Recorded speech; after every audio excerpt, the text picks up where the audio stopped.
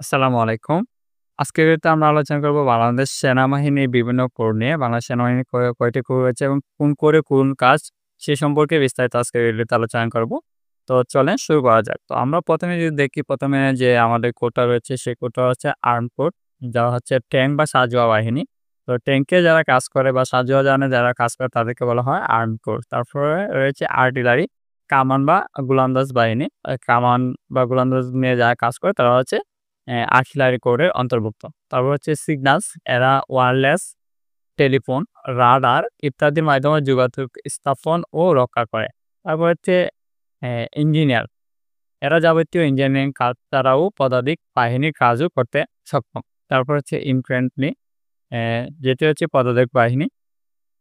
তারপর হচ্ছে army service core, এরা সেনাবাহিনীর পেস এবং গাড়ি রেশন গাড়ি চলাচলের তেল ইত্যাদি সরবরাহ করে।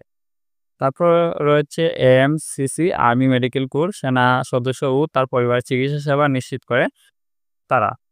তারপর হচ্ছে অ্যাডল্যান্স, যুদ্ধ ও ক্রান্তিকালীন সময়ে ব্যবহারের জন্য বিভিন্ন সাজ সরঞ্জাম, পোশাক, নিত্য ব্যবহারের দ্রব্য সামগ্রী সরবরাহ করে এই অ্যাডভান্স কোরের সদস্যরা।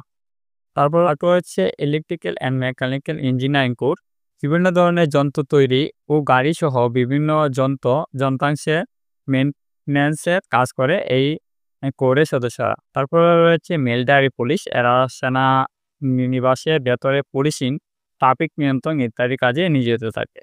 তারপর হচ্ছে আর্মি এডুকেশন কোর, সেনাবাহিনীর বিভিন্ন স্কুল ও শিক্ষা প্রতিষ্ঠানে শিক্ষকতা করে। এছাড়াও army dental core, remand, veterinary and farm core, carry core ইত্যাদি কোর রয়েছে। ছোটখাটো আরও বিভিন্ন কোর রয়েছে। এই হচ্ছে সেনাবাহিনীতে বিভিন্ন কোর সমূহ।